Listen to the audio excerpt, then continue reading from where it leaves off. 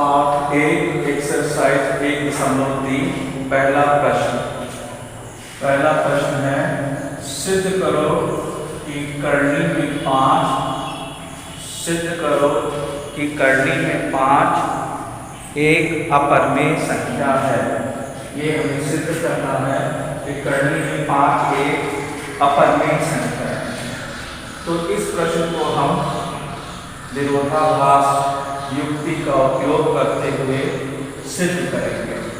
तो पहले मान लेते हैं, माना करनी में 5 एक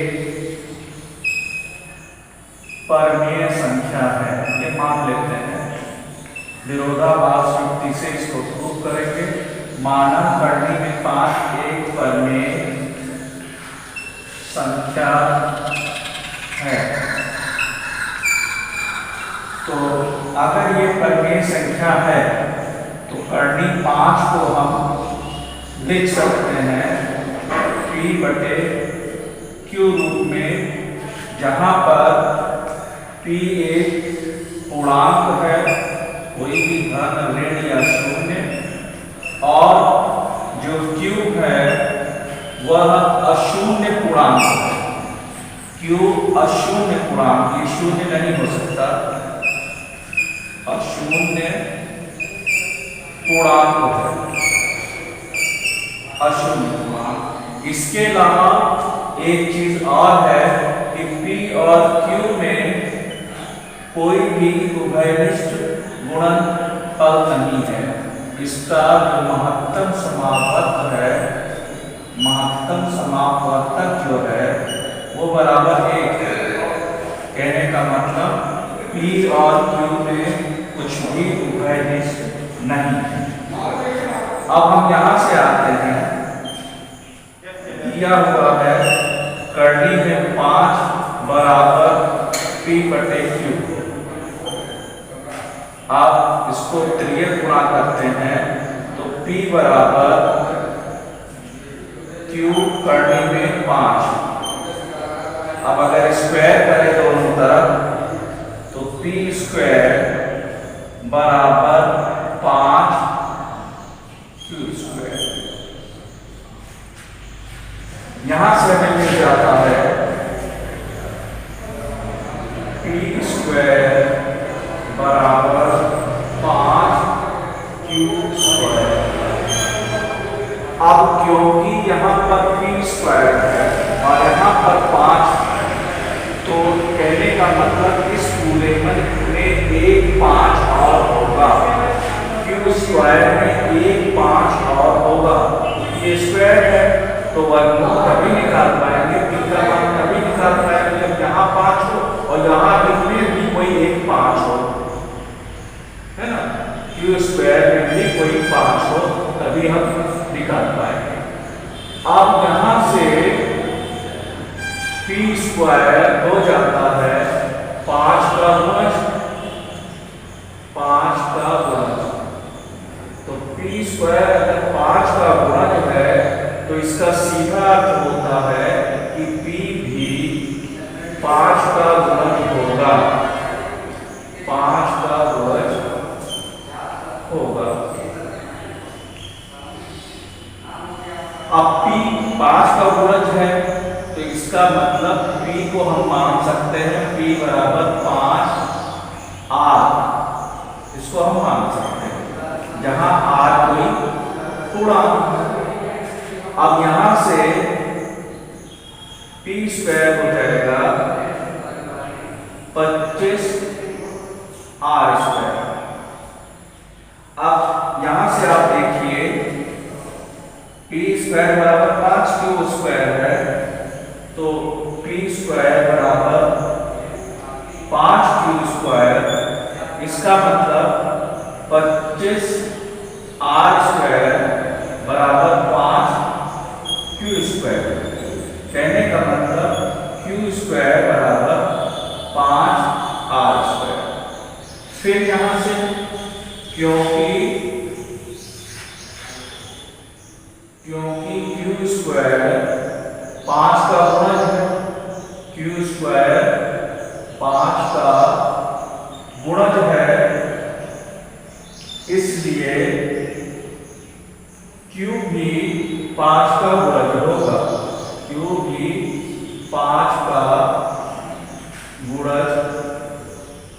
होगा तो हम मान सकते हैं, माना Q बराबर 5s। तो हमारा यहां से देखिए P बराबर 5R है और Q बराबर 5s है।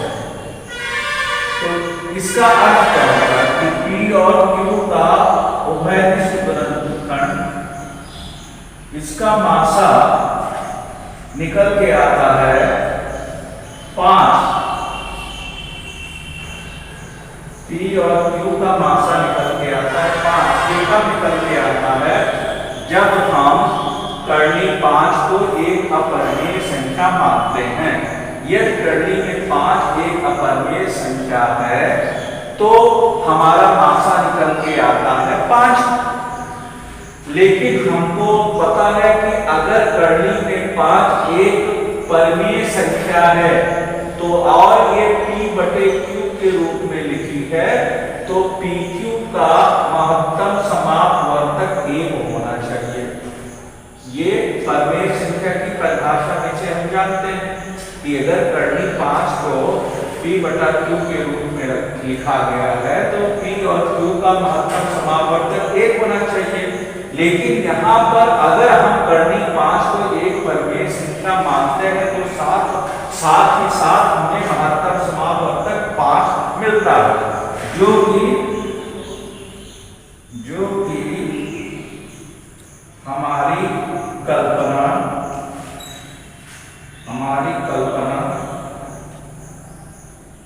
जो हमारे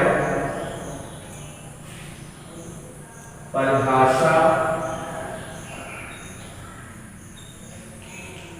कि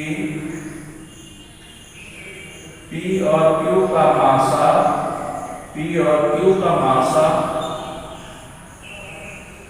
एक से भिन्न है,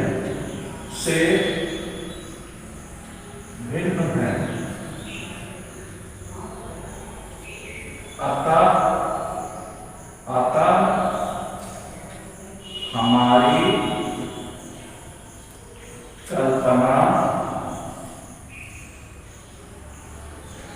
हमारी कल्पना कि कर्णी में 5 एक परिमेय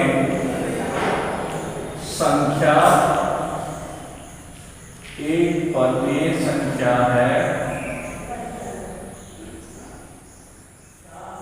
हमारी कल्पना की कर्णी में 5 एक परिमेय संख्या है का विरोधाभास है।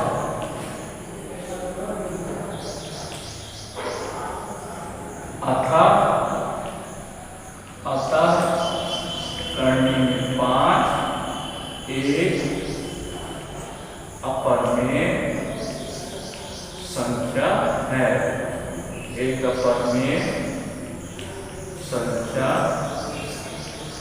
है। ये आपका पहला प्रश्न हो गया।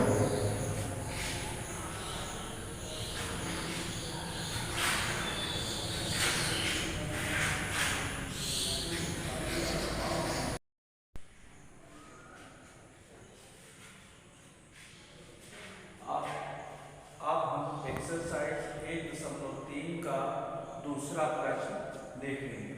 प्रश्न संख्या 2। ये प्रश्न संख्या 2 है, सिद्ध कीजिए कि 3 प्लस 2 कर्णी में 5। सिद्ध कीजिए 3 प्लस 2 कर्णी में 5 एक अपरिमेय संख्या है। 3 प्लस 2 कर्णी में 5 एक अपरिमेय संख्या है। अब हम इसे कई विधियों से कर सकते हैं।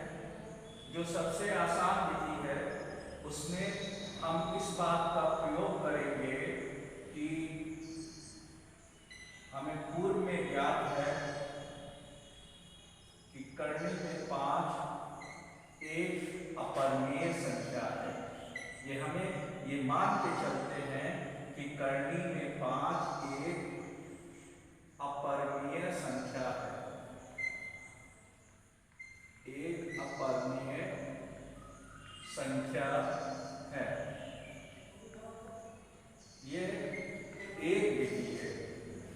आवश्यक नहीं कि इस प्रश्न को आप इसी विधि से करें, आप अन्य विधियों से भी इस प्रश्न को हल कर सकते हैं। हम इस बात का प्रयोग करेंगे कि करनी में 5 एक अपरिमेय संख्या है, ऐसा हमने इस बात को प्रश्न संख्या 1 में सिद्ध कर दिया। अब इसको फिर हम विरोधाभास युक्ति से सिद्ध करेंगे। हम मान लेते हैं, माना 3 प्लस 2 करनी में 5 एक परिमेय संख्या है, एक परिमेय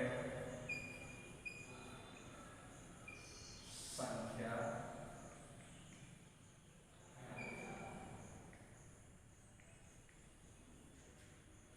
तो हम क्या करेंगे, हम 3 प्लस 2 करनी में 5 को P बटे Q के रूप में लिख सकते हैं।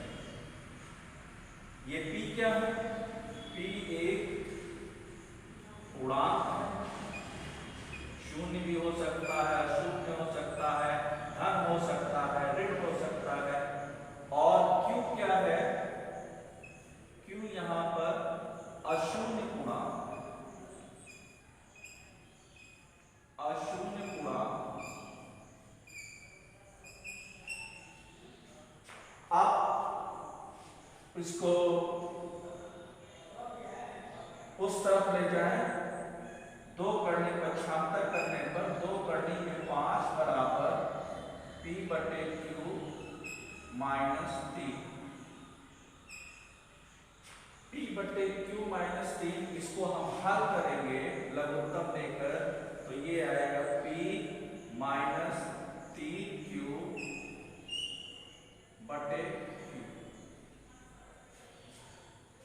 अब फिर 2 को पक्षांतर करते हैं, गुणा में है तो भाग में चला जाएगा।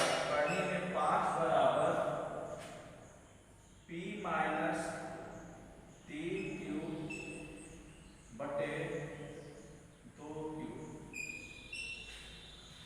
अब क्योंकि यहां पर हमने कोई और जितने भी पक्षांतर किया है उसमें गुणा किया है, भाग किया है, तो परिमेय संख्याओं में अगर गुणा किया जाता है या भाग किया जाता है तो वो अशून्य संख्या से भाग किया जाता है, तो उसमें समवर्ग नियम का पालन होता है।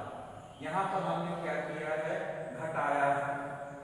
तो घटाने पर भी अगर किसी परिमेय संख्या से कोई परिमेय संख्या घटाई जाती है तो परिमेय संख्या ही होती है। और यहाँ पर क्या किया है, हमने 2 से भाग दिया है, तो ये परिमेय संख्या है। किसी भी परिमेय संख्या को अशून्य, यहाँ पर 2 है, अशून्य 2 से भाग दिया जाता है तब भी वो परिमेय संख्या है। तो हमें यहाँ पर क्या मिलता है, करनी में 5 बराबर 1 परिमेय संख्या। अब ये परिमेय संख्या कैसे है, इस बात को आपको बताना है ना। क्या क्या आपने किया है, आपने पहले यहाँ पर देखें, ये परिमेय संख्या है। परिमेय संख्या से ये एक परिमेय संख्या घटाई जाती है। 2 परिमेय संख्याओं का अंतर यहाँ पर आप लिख सकते हैं, 2 परिमेय संख्याओं का अंतर, परिमेय संख्याओं का अंतर परिमेय संख्या होता है। परिमेय संख्या होती है। इस बात को आपको बताना पड़ेगा, लिखना पड़ेगा। तो ये परिमेय संख्या है, इस परिमेय संख्या में से ये परिमेय संख्या घटाया, तो जो ये नई परिमेय संख्या बनी है ये भी परिमेय संख्या होगी। अब यहाँ पर क्या किया है, 2 था, 2 नीचे चला गया है, तो हमने क्या किया है कि अशून्य, ये जो परिमेय संख्या थी, इस परिमेय संख्या को अशून्य 2 से भाग दिया। ठीक है, तो इसलिए ये भी एक परिमेय संख्या है, ये भी एक परिमेय संख्या। क्यों कि परिमेय संख्या को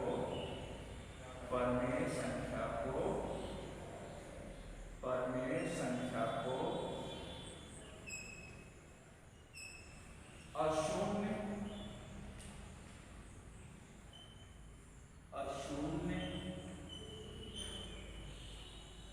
परिमेय संख्या से भाग दिया, परिमेय संख्या से भाग दिया।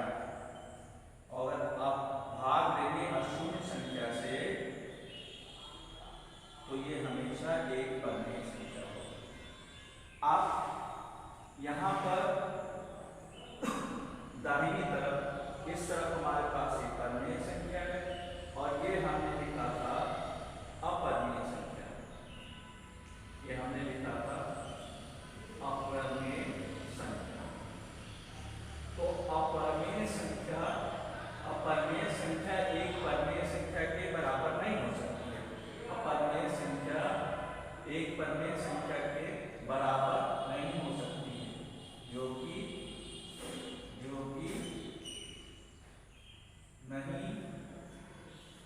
नहीं हो सकता, इसलिए इसका मतलब है कि 3 + 2 × 5 एक अपरिमेय संख्या है, एक अपरिमेय संख्या है।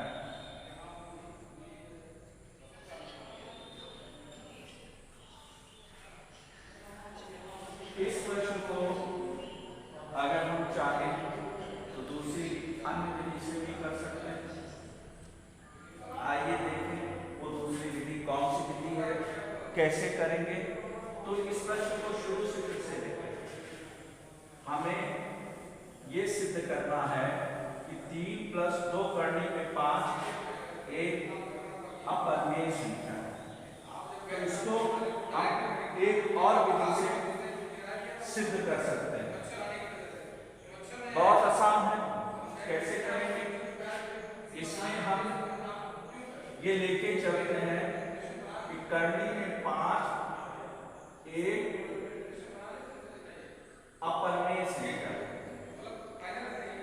अपरिमेय संख्या, ये हमें ज्ञात है, ये चीज हमें ज्ञात है।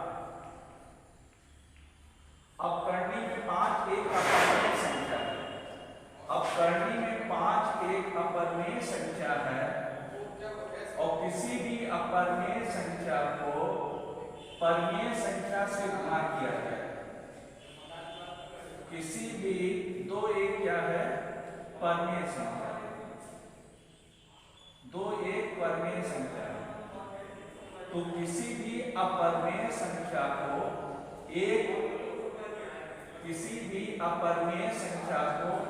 एक परिमेय संख्या से गुणा किया जाए तो वो अपरिमेय संख्या ही होगी, अपरिमेय संख्या ही होगी। ये चीजें हमें बताना है कि अपरिमेय संख्या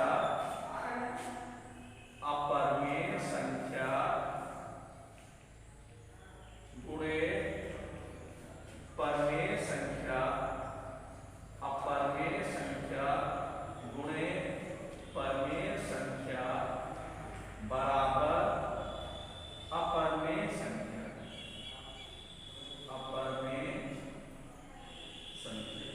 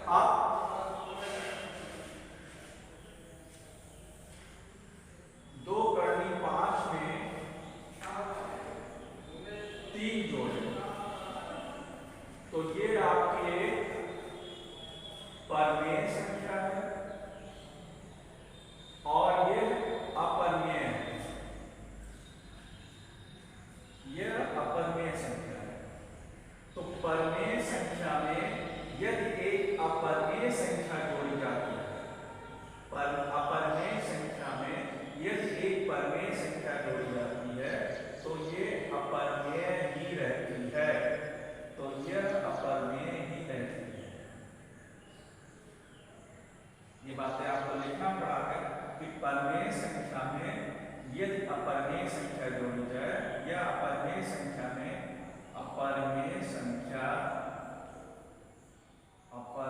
संख्या में यदि परमेय संख्या